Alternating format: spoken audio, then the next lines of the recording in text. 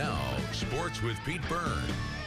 Notre Dame unveiled its Crossroads project today, the largest building project in the university's history, which comes as a price tag of $400 million. But as you take a closer look, you'll see the benefits are far more reaching than just the football team. Behold the future of Notre Dame Stadium. The university's virtual rendering of the proposed changes to Notre Dame's iconic football stadium are impressive in scope. As you can see, 3 buildings will be added to the west, south, and east ends of Notre Dame Stadium.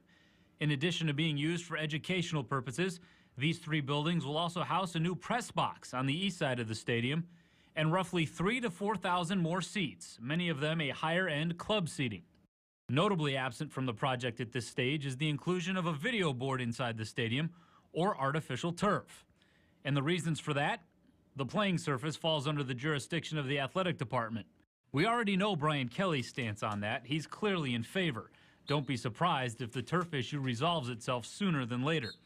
And the issue of video, while not explicitly included, is still being explored. There's plenty of time to discuss and examine the idea of how we want to present video in the stadium.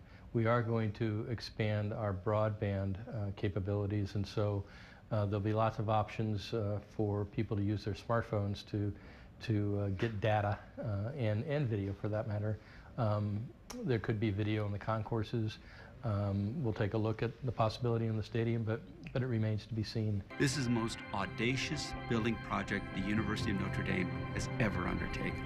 True to Notre Dame President John Jenkins' statement, the project will benefit more than just the football program.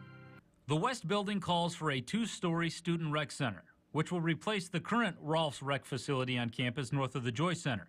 And that building will be repurposed for the exclusive use of the men's and women's basketball programs. It's needed. We need that now. The teams we compete against in the ACC all have that facility. The pit has been great, but we've probably outgrown it. For many years, the Irish men and women had only the pit, a small gym in the Joyce Center basement, as their alternate practice gym.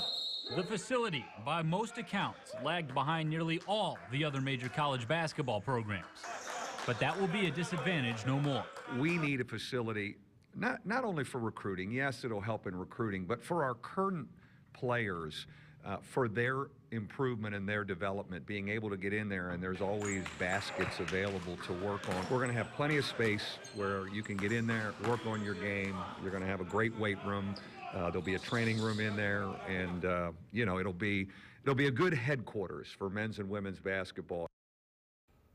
Now, the project is expected to begin sometime within the next 2 years and take roughly 33 months.